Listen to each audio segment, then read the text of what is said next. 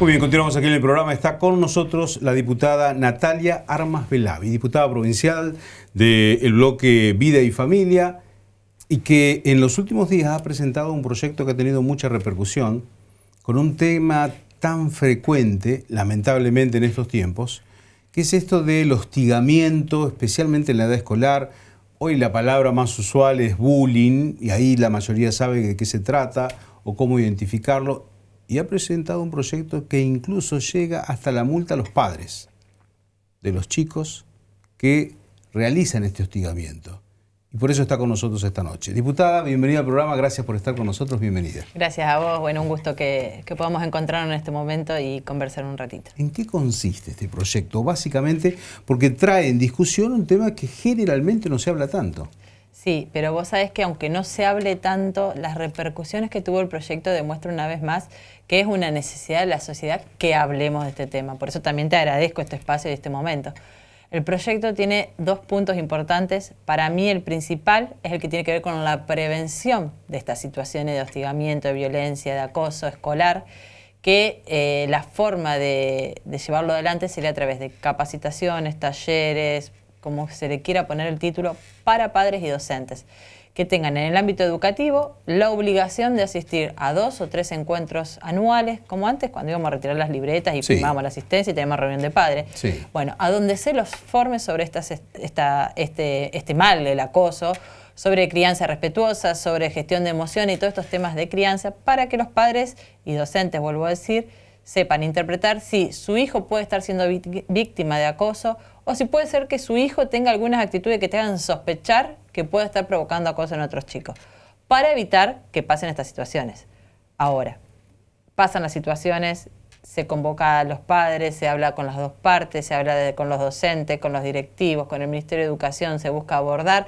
No hay respuesta por parte del chico acosador, por así decirlo, corresponde el pago de una multa, sea tarea comunitaria como una opción o multas en dinero, que pueden ser hasta 5.4 millones, para que el padre entienda la profundidad del asunto o la necesidad de hacerse responsable sobre lo que su hijo está realizando. Pero vuelvo al principio, lo más importante es la prevención, porque puede venir un padre y decirte, toma, acá está el pago, pero el daño que produjo su hijo ya frente a un compañero es irreparable con cualquier cifra que querramos poner, y también porque su hijo seguramente necesita ser abordado, porque el bullying o el acoso no pasa de la nada. Probablemente el chico tiene alguna situación familiar que también necesita ser abordada para acompañarlo y modificar esos hábitos malos, ¿no? Ahora, ¿y cómo se hace para detectar esto? ¿A edad temprana o en la escuela? Porque esto, uno escucha casos que ocurre incluso en los jardines de infantes, donde uno imagina que el trato entre los pares no debería representar un problema. ¿Cómo se hace eso? Porque incluso muchos lo niegan, también en las instituciones educativas.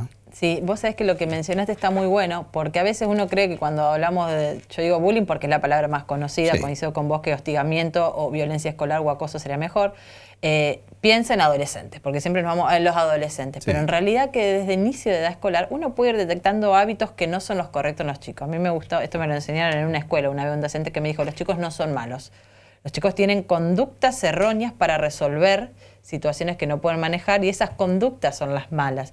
Pero no es el chico el malo, porque a veces se dice fulanito es re malo, fulanito es el malvado, y está totalmente errado esa situación. ¿Qué pasa? La definición de bullying es un acto de violencia reiterado, con ensañamiento hacia la misma persona, no necesariamente violencia física, también puede ser verbal, pero que se perpetúa en el tiempo. Porque yo hago esta comparación, si en primer grado un nene se enoja con el compañero y le revolea el lápiz, es un acto de violencia. Hay que notificarlo, hay que hacerse cargo, hay que enseñarlo a corregirlo. Pero no es lo mismo que ya venir desde 4 grados, de salita de 4, desde jardín, todo el tiempo siendo con una constante, con una actividad errada contra los compañeros, contra uno un día, pero después contra otro. Y siempre ese chico, evidentemente, no son las mismas situaciones. Este chico reaccionó mal, el que decíamos de primer grado reaccionó mal en una situación que lo sobrepasó. Pero el otro chico, que todo el tiempo, y es constante, y no hay corrección por parte de los padres, y no se le llama la atención, y vos mandás notita y los padres no responden, los citás a la escuela y no concurren. Bueno, evidentemente ese chico necesita ser abordado, como yo decía, desde el ámbito intrafamiliar. posiblemente esté en un ambiente violento, esté en un ambiente autoritario, con falta de presencia de los padres, de vínculo, mucho tiempo frente a pantalla, que también es otro problema actual que tenemos. Son dos situaciones distintas. Una podemos corregir el acto y seguramente mandar la nota y el padre te va a decir disculpe, ya hablé con mi hijo. Y en la otra no vamos a encontrar esa respuesta de los padres y que necesitamos. Y como vos bien dijiste, arranca desde edad inicial. No se da solo en la adolescencia. No nos perdamos los años del medio pensando de que, bueno, son cosas de niños, la resuelven entre ellos, ya pidió disculpas, porque esos son los tipos de justificativos que muchos padres y docentes encuentran para no hacerse cargo de la situación. Ahora, ¿cómo hace el Estado en este caso para tomar parte en eso? Porque es posible que se vivan muchos actos de discriminación que incluso los docentes por ahí no se enteran, que es en el diálogo cotidiano de los propios alumnos. ¿Cuál es la herramienta que tiene el Estado para detectar y meterse, ayudar, colaborar, tratarlo? Mira, el ámbito, porque uno dice, a veces el planteo es por qué se le pide tanto a las escuelas. Pero bueno, la realidad es que los chicos es donde mayor tiempo pasan hoy en las escuelas. En las escuelas, y te diría que hasta menos en la casa, porque después cuando salen de la escuela tienen el club, tienen robótica, tienen danza, tienen patín y lo que sea. Entonces el tiempo en casa termina siendo reducido, el mayor tiempo en la escuela. Por eso el abordaje inicial nosotros lo proponemos desde la escuela, donde se pueden alertar sobre este tipo de conductas. Yo digo, esto es un bosque, porque a veces nos quedamos en el árbol, el titular de la noticia, las multas impacta, y fue el punto por el que se entró, pero en el bosque vemos tantas otras cosas para trabajar, por decirte, por ejemplo, la educación emocional o la gestión de emociones. Yo tengo escuelas con las que conozco cómo han trabajado este tema y tienen que ver con convivencias dentro con los chicos, o sea, tienen sus espacios alternativos a donde abordan esto. La escuela no es solo matemática, lenguas sociales y naturales. Hoy la escuela tiene que tener esa mirada más amplia para poder detectar estas cosas. Y no es que el docente tiene que estar preparado para todos. El proyecto justamente lo pide que se acompañe al docente, es decir, desde profesionales de la salud, orientadores familiares, psicólogos, psiquiatras que estén formados en el tema y que puedan acompañar al docente. El docente le toca la función de detectar, de alertarse, de decir, che, acá hay algo que está pasando. Y bueno, después está el gabinete psicopedagógico, como se llamaba en otra época, o el interdisciplinario, que puede seguir avanzando sobre este tema, se puede seguir manejando. Y nosotros proponemos en el final del proyecto, como decía ya, cuando llegamos a la parte de multas o de padres que no se hacen cargo, que intervenga también la Secretaría de la Niñez.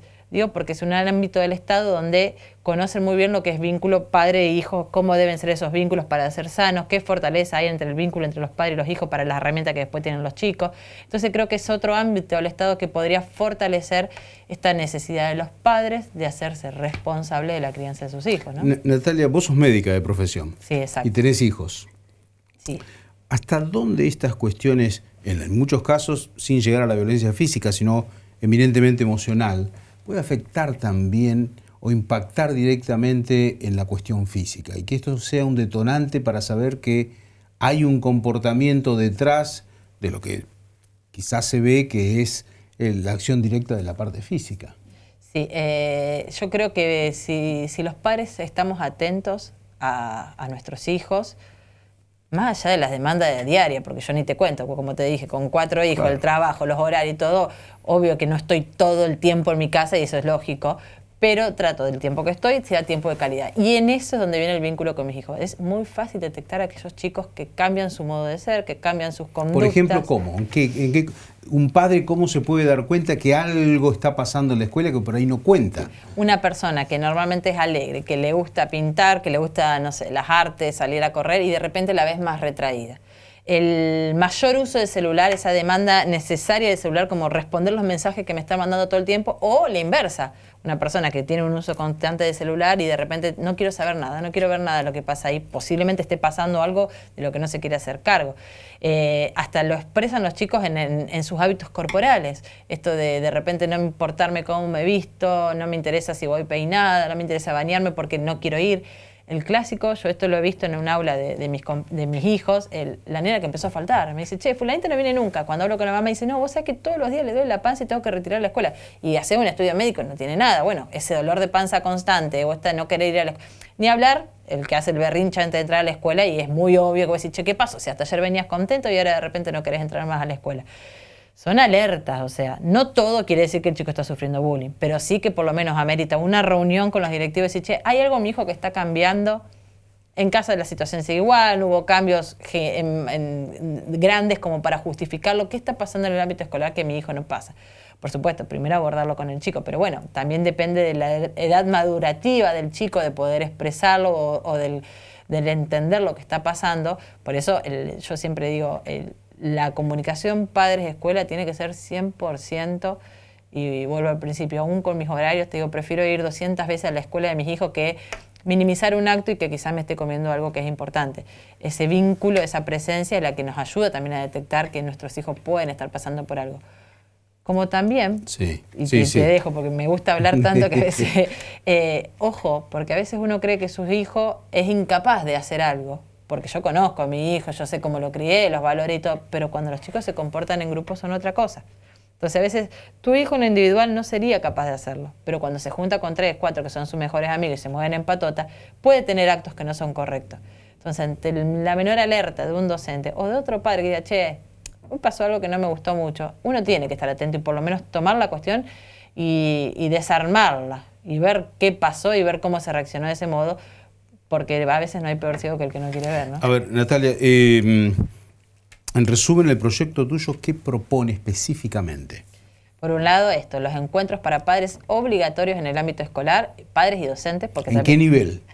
En todos los niveles, desde jardín. Así como hablamos con otras cuestiones, hace poco se aprobó educación financiera, cuando hablamos de educación sexual como transversal, cada nivel del chico tiene un compromiso psicológico distinto. Vuelvo a decir, si en la sala de 2 o 3 hablamos de los berrinches, porque es la edad de los berrinches, en la sala de 4 vamos a hablar del juego con los pares, en la sala de 5 ya empezamos con el identificarte. En primer grado empiezan con el nerviosismo de empezar lo nuevo, de leer, escribir y toda la ansiedad que les generan los chicos. Bueno, cada etapa escolar tiene un momento distinto en la etapa madurativa de los chicos. Entonces, en cada etapa escolar, las charlas que se dicten, los talleres, tendrán que ver con la edad madurativa que está atravesando el chico, ¿no? Entonces, desde el nivel inicial. Sí, vamos todos los años a buscar las libretas. Obligatoria para los padres, bueno, y lógicamente con el personal docente, ¿no? Exacto. Como íbamos a buscar las libretas, digo. Establecer un sistema de pena o multa para que los casos de los padres no si se detecta un caso, abordarlo como corresponde desde la escuela y pedir la intervención de las dos partes, de los padres de las dos partes, encontrar la mejor solución. Y el punto final, aquel padre que no responde, que no quiere ver la situación o no se hace cargo, vendría el tema de la tarea comunitaria o las multas, ¿no? Me queda una última pregunta y está relacionado a la discriminación o el bullying político. Básicamente es... vos sos del bloque Vida y Familia, y sí. ¿Cómo han recibido el resto de los padres? Porque los votos de ustedes no alcanzan como para, si esto no tiene acuerdo político, para que se haga realidad. ¿Cómo lo tratan tus padres? No he tenido la oportunidad todavía de conversarlo de forma puntual a este proyecto. Sí te puedo decir que no, espero que no sea el caso, pero no sería la primera vez que por... mezquindad política no se trata de un proyecto que la sociedad demanda. ¿Eso sería bullying? ¿Hay que ponerle multa? No. Sí, la verdad que se podría clasificar en bullying porque es reiterado los actos, ¿no? Pero bueno, no, eso no nos va a frenar a seguir peleando por los proyectos porque además como arrancábamos diciendo, tuvo un amplio consenso en la sociedad. Primero sí. Que en el momento de presentarlo no surgió de haber escuchado un testimonio y dijimos vamos por acá, sino que tuvimos reuniones con docentes, con directivos, tuvimos reuniones con asociaciones de padres que trabajan el tema, con psicólogos y orientadores familiares expertos en el tema y dijimos, bueno, a ver cómo es el mejor modo de presentarlo. Y una vez presentado, de todos los testimonios que teníamos, que te puedo decir que se quintuplicaron, porque situaciones de que te cuentan de su hijo, su primo, su sobrino, a situaciones de adultos que te dicen, yo cuando iba a la escuela me pasó y no lo supe ver o no me hicieron caso. Y mirá, vos decís, tus padres, vos hablás del bullying político, pero hace un poco leí un testimonio de otra compañera que también trabaja en el medio periodístico y que decía, los compañeros de trabajo también te hacen bullying. Y la realidad es esa, que el adulto que se crió pensando que eso estaba bien, que era un chiste, bueno, todos nos reíamos, parece el avivado del grupo, a veces de grande sigue haciendo lo mismo. Entonces hay que corregir esas conductas que no nos llevan a ningún lado y que nos dejan heridas profundas. Natalia, muchísimas gracias por tu tiempo. Gracias a vos.